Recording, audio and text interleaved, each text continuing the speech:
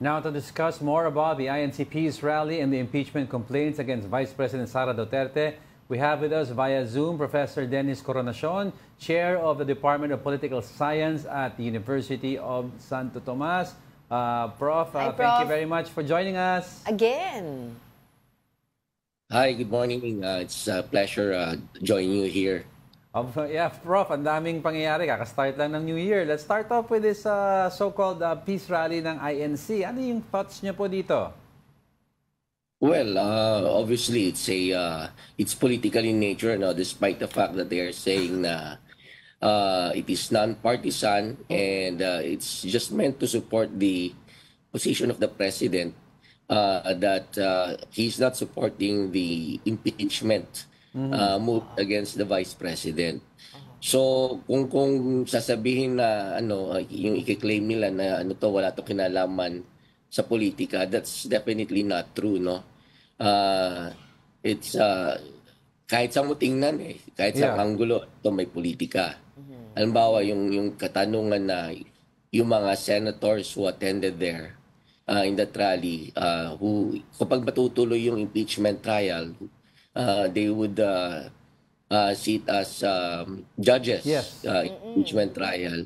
By mere presence in that rally, already suggest kung ano yung kanilang position, kung ano yung magiging judgment nila. Right. So, hindi pa nga nag-uumpisa yung impeachment process, alam mo na agad na kung kanino natin sila ibibilang. Yes, that's right. So, yeah. Go ahead, Prof. Go ahead, Prof. So yun nga po, and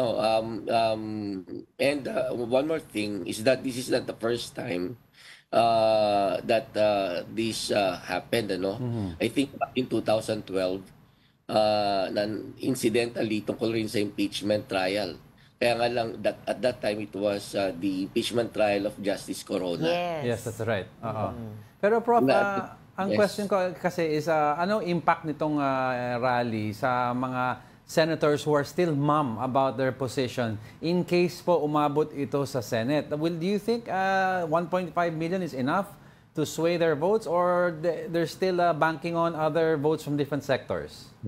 Well, if ever this is going to have an impact, isipin natin who among the senators will be pressured by the show of force of Iglesia ni Cristo. I think ito yung mga yung mga re-electionists. Sila yung mapapaisip kasi still, even though sabihin na natin out of 110 million Filipinos, para sa mga senador na kinakailangan yung bawat boto, isipin nila na baka magdalawang isip sila just in case they are in favor of impeaching the vice president. Baka magbago ang kanilang isip na implement chance nila. Kasi nga 1.2 will still make a significant impact on their campaign o kaya yung bid nila for re-election. So kahit sa mga yung mga gustong bumalik sa sa Senado, I think mapapaisipin sila. Pero Prof, aside po dito sa political climate, yung apekto nito, yung epekto naman po rather dun sa mga kababayan natin nitong naging rally na to. Kasi prior to this rally, we had survey saying 45% of the Filipino are in favor doon sa impeachment process na mag-proceed. And then we also have former Senator Laila de Lima saying na this rally doesn't represent yung majority of the Filipino, of the whole voting public, no? Kasi this is just the members of the INC. Your thoughts on that? I'm sorry, can you please repeat the question? Yes po. Aside po dun sa tinanong ni Diego na yung epekto nito sa political climate, ano naman po yung epekto nito sa atin as a public? Kasi prior to this rally, meron pong mga survey na lumabas saying 45% of Filipinos are in favor of to proceed with the impeachment complaints. And then you have also Senator Laila de Lima, former Senator Laila de Lima, saying na hindi naman daw masyado makaka-apekto nito kasi hindi ito pa rin yung majority of the voting population. Your thoughts on that? Well, 40% is still a significant number, kasi kung ilalagay natin siya against the backdrop na that the Vice President has been, is one of the more popular political leaders in the country based on the surveys also. Pakikita mo na umangat sa 40+% yung dami ng mga Pilipino who support her impeachment. Ibig sabihin, nagtaturn na, nagbabago na yung isipan ng mga tao about the Vice President who has been very popular. In fact, nakikita rin natin dramatic change sa kanyang survey numbers kasi makikita natin na bumababa in the past few quarters, ano? Nakikita natin na bumababa yung suporta sa kanya. So, if this is going to continue, kumbaga man, consistent yung numbers. Bumababa yung kanyang approval rating, trust rating. The same time, medyo significant yung number, no, who support her impeachment.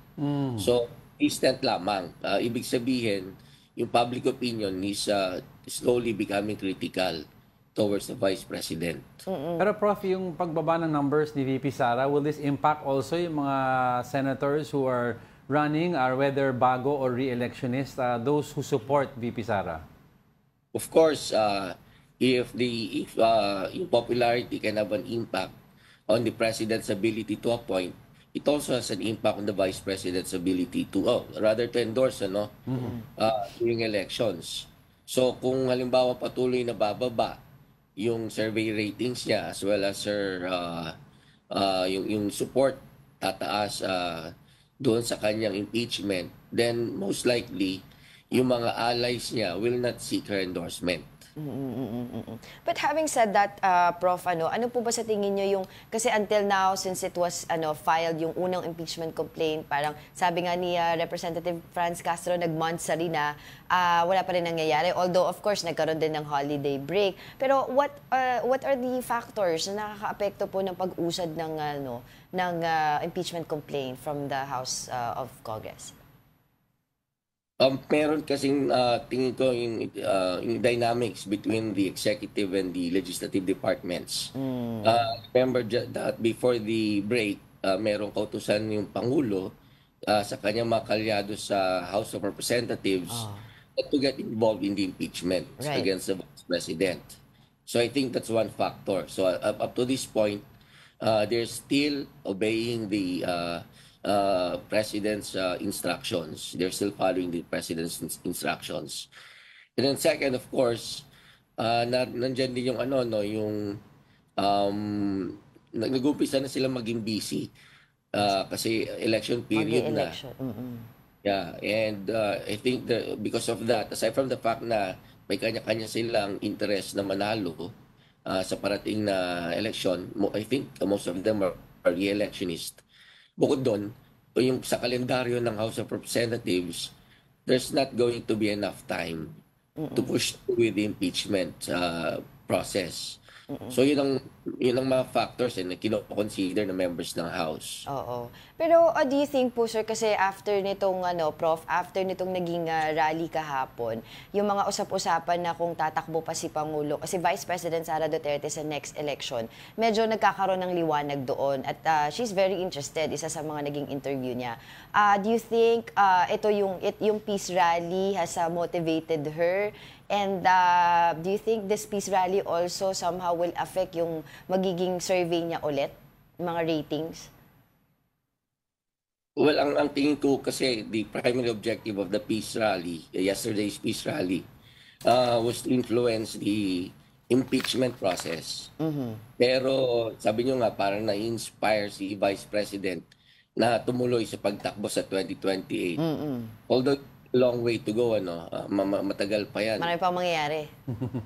Marami pa mangyayari kasi I think more than 3 years pa after the midterm elections. So, well, parang kanya-kanya ng pagkukuhanan ng inspirasyon, itong political leaders natin sa kanilang pagtakbo. Kasi hindi naman porke ikaw na yung next in line, parang we expect that person to predetermined na tatakbo talaga. Yeah. But some factors na may mga wini-weigh-in pa sila. Of course, yung winnability. At kapag nakakita sila ng mga so-called mammoth crowd, nag-gather to support her, Siyempre, nakaka-inspire naman talaga yun on her part. Oo, pero kulang pa rin yan. 1.5 million allegedly umattend ang rally na yan. Kulang pa rin yan kasi how many millions do you need in order to win the presidential election? Right. Kulang 1.5 million. Okay. Right. Thank you for your insights and time, Professor Dennis Coronacion. Thank you so much, Prof. Thank you.